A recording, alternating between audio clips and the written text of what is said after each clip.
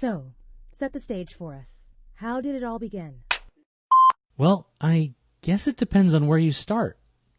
The way I heard the story, it all began in a doctor's office. Dr. Kadar had a young asthma patient. Dr. Kadar? Well, he's a doctor. Allergist and immunologist specifically.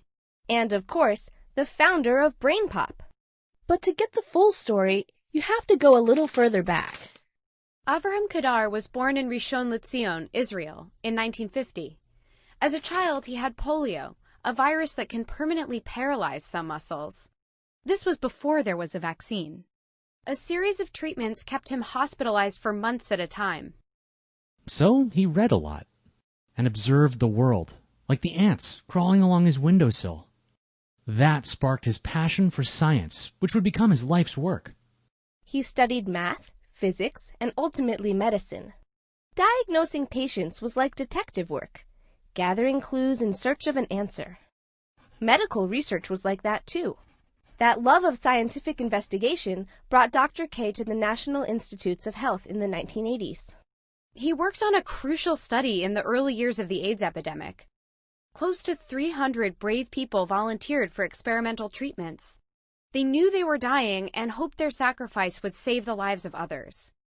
The memory of the generous hearts and brilliant minds lost to the epidemic stayed with Dr. K. I think it drove him to look for a way to work with young people, to help them grow into their talent and share it with the world.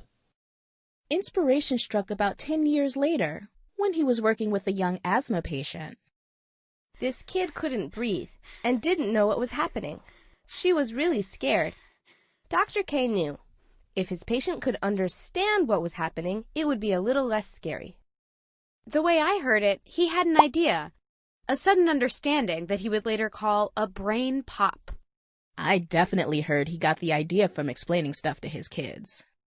I'm pretty sure it was a collaborative process. The idea? Short videos that made complicated stuff simple and clear. Talking to kids without talking down to them. And cartoons. With jokes.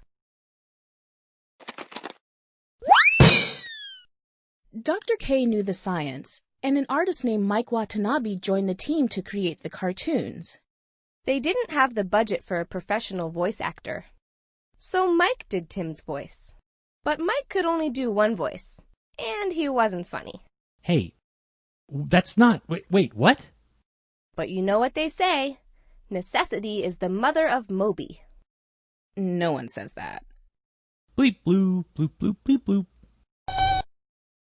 Back in the early days of the internet, it took forever for movies to load. To give kids something to do while they waited, the team wrote a short quiz. And there you have it, the BrainPOP basics on the World Wide Web. Yeah, we've come a long way since those early internet days. Tim got some much-needed help, as you can see. And so did the original team. BrainPOP now reaches millions of students around the world each year. We realized that it's not enough to just explain stuff. So we built tools for kids to express their own ideas. We've started tackling all kinds of mysteries. Not just what happens during an asthma attack, but what's happening in the world outside the classroom, in our homes and families, even in our own hearts and minds. And we've never forgotten that scared little kid in the doctor's office, or the one stuck at home, fascinated by the ants on his windowsill. Thanks. I finally nailed the right intention for that line, and you just step all over my... Is that my lunch?